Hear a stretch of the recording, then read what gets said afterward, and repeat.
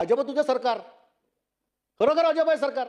15 कोटी रुपये आपण वसूल करतोय की त्याने काम व्यवस्थित केलं नाही म्हणून, आणि माणूस मेला, जर जीव गेला तो जीव परत येणार नाही, त्याला 15 लाख रुपये. असं काम सुरू आहे. काल शिवडी, म्हणजे शिवडीचा ज्या पद्धतीचा जो ब्रिज तयार होतोय त्याची परांची खाली पडली, एक माणसाचा मृत्यू झाला. काय तिथे की आज जी कामं सुरू आहेत त्याचा मी उल्लेख करणार नाही, परंतु त्याच्यावरती आज जो अंकुश प्रशासक म्हणून असणं गरजेचं आहे. मग मुंबई महानगरपालिका असेल, मग MMRD असेल, तर मला असं वाटतं की याच्यावरती अंकुश ठेवण्यासाठी MMRDAची काय उपाययोजना आहे. MMRDAकडे स्वतःचे अभियंते नाहीत, ज्युनियर इंजिनियर नाही आहेत, एक्झिक्युटिव्ह इंजिनियर नाही आहेत, डेप्युटी इंजिनियर इकडनं तिकडनं कुठून आणून MMRDAला डेप्युटी बनवलेले आहेत. प्रकल्प कोण तयार करतं? प्रकल्प करतो कन्सल्टंट. मंत्री महोदय, ही परिस्थिती आहे. प्रकल्प करतो कन्सल्टंट, आणि कन्सल्टंटच तिकडे टेंडरिंग करतो. तिकडे जो कोण तिकडे टेंडर घेणार आहे तो असं समजतो की या सगळ्याचा मालक मीच आहे आणि मी करेन तीच पूर्व दिशा. त्यामुळे आज अशा पद्धतीचे अपघात होतात. जिकडे हे काम सुरू आहे त्याच्यावरती सुपरविजन असणं गरजेचं आहे. कन्सल्टंटने प्रत्येक वेळेला ते काम जे चालू आहे ते दिवस रात्र त्याचा माणूस तिथे उभा राहून त्या कन्सल्टंटची जबाबदारी किंवा ऑब्झर्वेशन करणं. त्याच्यानंतर MMRDAच्या तिकडे असणारे एक्झिक्युटिव्ह इंजिनियर किंवा डेप्युटी इंजिनियरने त्याचं परीक्षण करून ती साईट ओके झाली आहे की नाही याचं क्लेरिफिकेशन दिल्यानंतरच तो खालचा भाग वाहतुकीसाठी खुला करणं आवश्यक आहे. परंतु अशा पद्धतीने इन्स्पेक्शन होत नाही. मुंबईकरांच्या जीवनाशी आपण खेळतोय, त्यांचा जीव इतका स्वस्त नाही आहे. आणि त्यामुळे मला असं वाटतं की जे सत्य आहे, आज काय झालं की या मुलुंडच्या मेट्रोमध्ये जो माणूस गमावला त्याला आपण किती देतो पैसे? त्याला देतोय किती मंत्री महोदय माहिती आहे? 15 लाख रुपये. किती? 15 लाख रुपये. आणि कन्सल्टंट जो आहे ना त्याने काम व्यवस्थित केलं नाही म्हणून त्याला नोटिसेस दिल्या, त्याच्याकडनं किती वसूल करतोय? 15 कोटी रुपये. अरे अजब तुझं सरकार, खरोखर अजब आहे सरकार. 15 कोटी रुपये आपण वसूल करतोय की त्याने काम व्यवस्थित केलं नाही म्हणून, आणि माणूस मेला, जर जीव गेला तो जीव परत येणार नाही, त्याला 15 लाख रुपये. हा कुठचा न्याय? आणि म्हणून मला असं वाटतं की भविष्यामध्ये हे अशा पद्धतीचे अपघात होऊ नये म्हणून MMRDAने MSIDCने एक वेगळी अशी यंत्रणा उभारली पाहिजे. जिकडे जिकडे काम चालू आहे ते चालू असलेल्या कामाचं ऑडिट होणं गरजेचं आहे. काम पूर्ण झालं आहे त्याचं देखील ऑडिट करणं गरजेचं आहे. हेच मुंबई महानगरपालिकेने केलं पाहिजे. मुंबई महानगरपालिकेचे देखील अनेक प्रकल्प सुरू आहेत. आज गोरेगाव मुलुंड लिंक रोड जो चाललाय टनेल फिल्म सिटीमधून मुलुंडकडे, आज जे काम चालू आहे, कोणतरी J. कुमार नावाचा मोठा कॉन्ट्रॅक्टर आहे. त्याला असं वाटतं की महानगरपालिका त्याचीच आहे. म्हणजे महानगरपालिका जी तयार झाली आहे ना ती J. कुमारसाठी झाली आहे. त्याला वाटेल तसं मनमानी काम, त्याला वाटेल तेव्हा तो पिलर ठोकणार, त्याला वाटेल तेव्हा तो पत्रे लावणार, त्याला वाटेल तेव्हा ट्रॅफिकची परवानगी असेल नसेल तो काम चालू करणार. लोकांवरती काय झालं, लोकांचं ॲक्सिडेंट झालं, लोक ॲक्सिडेंट होऊन मेली, त्याला काही पर्वा नाही, काही पर्वा नाही. स्थानिक आमदार मी अनेक वेळा तिथे व्हिजिट घेतल्या. ट्रॅफिकच्या लोकांना आणलं, BMCच्या लोकांना आणलं. तिथे ज्या ठेकेदाराचं काम सुरू आहे, ज्याने ते कंपनीने काम घेतलंय, त्या कंपनीची जबाबदारी आहे की वाहतूक व्यवस्था सकाळपासून संध्याकाळपर्यंत सुरू ठेवण्यासाठी त्याने वॉर्डन ठेवायला पाहिजे. त्या वॉर्डन ज्या प्रमाणात आहेत ना त्याची संख्या एकदा चेक करा. मुंबई महानगरपालिकेच्या अधिकाऱ्यांना सांगितलंय, पण असं आहे की J. कुमार हा सरकारचा जावई असल्यामुळे हे अधिकारी देखील बोलत नाहीत त्याला. तो म्हणतोय ती पूर्व दिशा, त्याने 4 वॉर्डन ठेवले, 4 वरती काम चाललंय. अरे पण लोकांचे हाल होतात ना.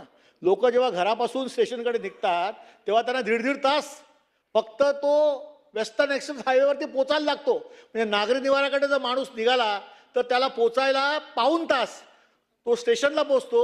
तो वेस्टर्न एक्सप्रेस हायवेवर पोचायला त्याला 1.5 तास 1.5 तास लागतो. ही ट्रॅफिकची परिस्थिती आहे. J. कुमारला ठराविक वेळात काम पूर्ण करायचं आहे की त्याच्या पूर्वी पूर्ण करून त्याला इन्सेंटिव्ह घ्यायचं आहे, सरकारने त्याला द्यावं. पण काम चालू असताना जी सेफ्टी मेजर्स घ्यायचे असतात ते कोण घेणार आहे? आज तिकडनं टनेल म्हणून आपण तो फिल्म सिटी रोडवरून टनेल उतरवतोय फिल्म सिटीमध्ये, त्याला अरुण कुमार वैद्य मार्ग म्हणतो.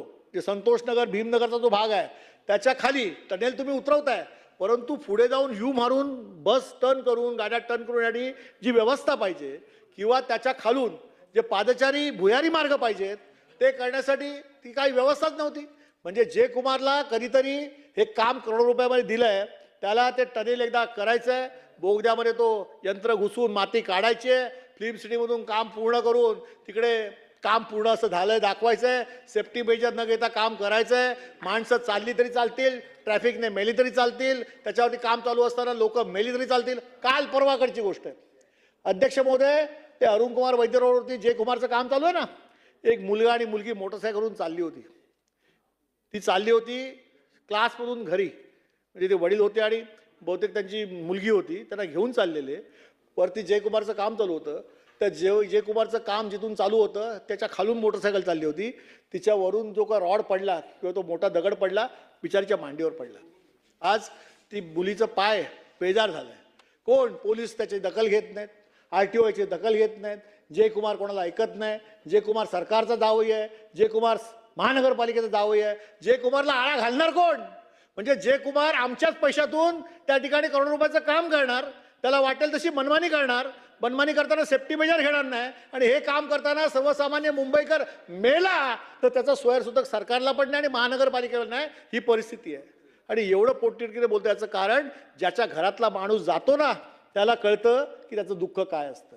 आणि म्हणून जयकुमार उद्या येईल, तिकडे काम पूर्ण करेल, करोड रुपयाचा मोबदला घेईल, पैसे सरकारकडे बिलं काढेल आणि लोक घरी जाईल, परदेशात जाऊन तिथे फार मोठी गुंतवणूक करेल. पण ज्याच्या घरातला माणूस गेला ना, ते काम चालू असताना, तो माणूस तुम्ही परत आणून देणार नाही. त्या आईला मुलगा आणून देणार नाही, त्या बाईला तुम्ही नवरा आणून देणार नाही, त्या घरातला त्याचा काका तुम्ही परत आणून देणार नाही, त्या घरातला त्या कुटुंबातला मेन माणूस जो गेला असेल कर्ता पुरुष, त्या कुटुंबाला तुम्ही परत आणून देणार नाही.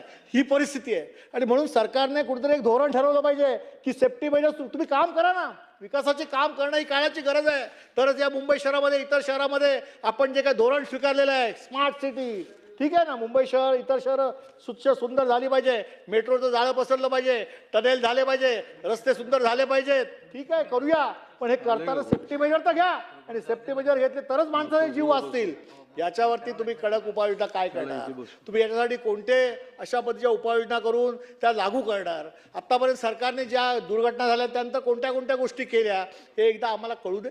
आणि म्हणून या 293 वरती बोलत असताना अनेक विषयाला स्पर्श केला.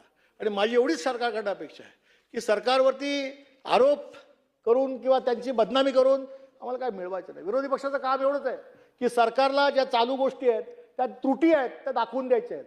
आणि या त्रुटी आम्ही दाखवण्याचा प्रयत्न करतोय. आणि म्हणून मग जागतिक पातळीवरती दावोसची गुंतवणूक असेल, या राज्यात येणारे उद्योग असतील, परराज्यात जाणारे उद्योग असतील, MIDCची लँडची ज्या पद्धतीने सुरू असलेली ससेउलपट असेल, या पद्धतीने शासकीय कामं बंद पडलेत, निधी अभावी हे असेल, या ठिकाणी आपल्याला सांगितल्याप्रमाणे महानगरपालिकेचा भ्रष्टाचार असेल, महानगरपालिका आर्थिक तोट्यामध्ये असेल, अनेक गोष्टी आहेत. आणि मुंबई शहरात चालू असलेली कामं, त्या सगळ्या गोष्टीचा परिणाम हा सर्वसामान्य माणसाच्या जीवनमानावरती होतो. आणि हे जीवनमान सुधारण्यासाठी हे सरकार जर काम करत असेल तर या सगळ्या गोष्टीकडे देखील तितक्याच बारकाईने लक्ष देणे गरजेचं आहे. तरच आपण अंमलबजावणी चांगल्या पद्धतीने करू शकतो. माझी अपेक्षा अशी आहे की 293चं उत्तर माननीय मंत्री महोदय जेव्हा देतील तेव्हा या सगळ्या मांडलेल्या मुद्द्याबाबत त्यांनी या ठिकाणी सविस्तरपणे उत्तर देऊन आम्हाला अवगत करावं की नेमकं सरकार काय करतंय. धन्यवाद.